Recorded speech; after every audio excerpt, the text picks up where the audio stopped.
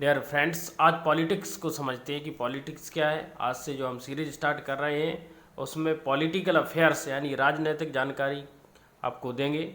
आप हमारे चैनल पर बने रहें और जो भी पॉलिटिकल इवेंट्स होते हैं, घटना होती है, उनकी जानकारी टाइम टू टाइम हम आपको देते रहेंगे।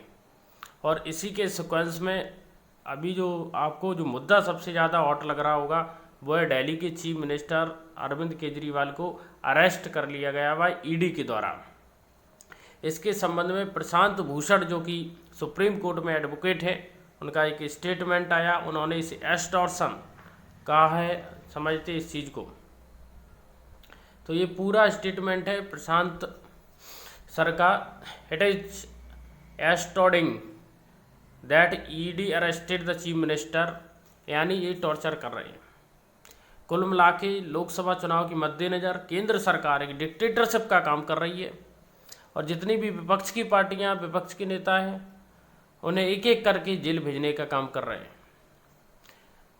Chief minister state just before the election after the model code of conduct, यानी मॉडल कोड ऑफ कंडक्ट जब लागू हो जाता है तो सरकारी कार्य जो है बंद हो जाते हैं।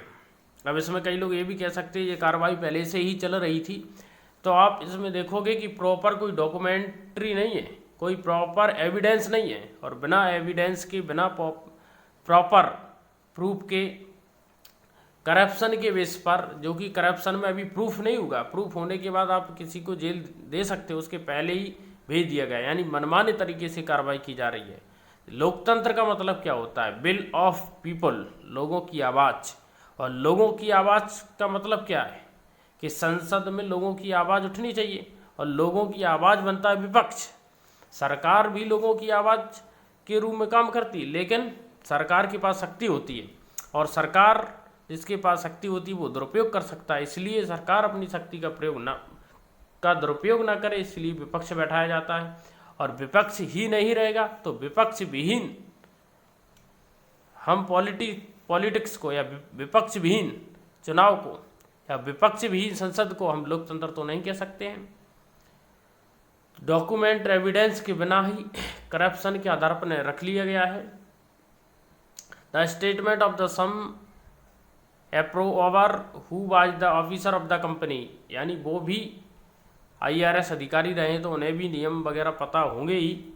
द इलेक्टोरल बॉन्ड, यहाँ पर एक मुद्दा इलेक्टोरल बॉन्ड का उठाया गया है। आप ये समझिए कि इलेक्टोरल बॉन्ड एक स्कीम थी जो 2017 में लॉन्च हुई थी, और इसके बाद जो पॉलिटिकल पार्टियां, उन्हें 2000 करके कितने भी रुपए का चंदा दिया जा सकता था। अब चंदा जो दिया जा सकता था वो चंदा किसे पता होता था? देने वाले को और लेने वाले को। जनता को उस चंदा के बारे में कोई जानकारी नहीं मिलती थी। इसलिए अभी हाल ही में सुप्रीम कोर्ट ने, ऑनरेबल सुप्रीम कोर्ट ने इसे नल एंड वाइड, अवैध घोषित कर दिया। इस व्यवस्था को हटा दिया है। इलेक्टोरल बॉन्ड की जो व्यवस्था थी, सुप्रीम कोर्ट ने उस इलेक्टोरल बॉन्ड की व्यवस्था को ख़त्म कर दिया, क्योंकि इसमें अब देखा गया कि कोई पर्टिकुलर पार्टी है, जैसे कि एग्जाम्पल पे देखा जाए बीजेपी, तो बीजेपी को 6000 करोड़ का चंदा मिला है।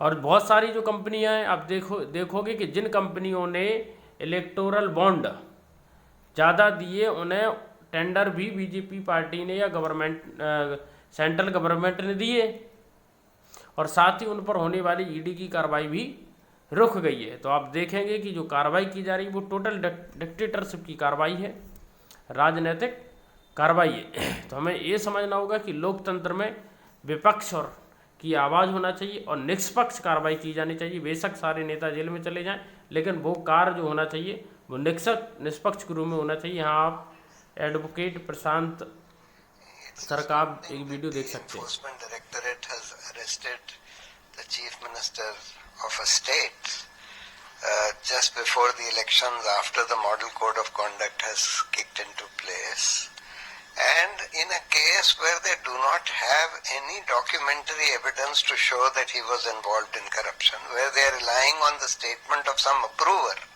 who was the officer of a company which company had given electoral bonds around this time to the BJP, to the party which controls the Enforcement Directorate. Now, if you look at the electoral bonds data which has come out, it is absolutely clear that many companies who gave electoral bonds to the BJP did so just after being raided by the Enforcement Directorate or the Income Tax or by the CBI, etc. And this was a kind of extortion. So it's really these agencies who appear to be prima facie involved in this corruption of extorting through electoral. अगर आप electoral bond के बारे में और जानकारी चाहते हैं तो आप एक ध्रुव राठी का वीडियो है, बहुत ही पॉपुलर यूट्यूबर है, इंडिया बिगेस्ट स्कैम यानी घोटाला इलेक्टोरल बॉन्ड, इसे जाकर आप देख सकते हैं। अगर हमारे वीडियो अच्छे लगते हैं का पैसा लूट लिया गया है। आजाद भारत के इतिहास का ये शायद से सबसे बड़ा स्कैम है। आपको मेरी बात सुनकर शायद लगे कि मैं चीजों को बढ़ा चढ़ा कर कह रहा हूं या एग्जैजरेट कर। स्कैम ये किया गया है और इस स्कैम के अंतर्गत आप देखोगे कि कौन कौन सी चीज़ें जिन्हें डेटा और फैक्ट के साथ समझाया गया है। नमस्कार, जय हिंद।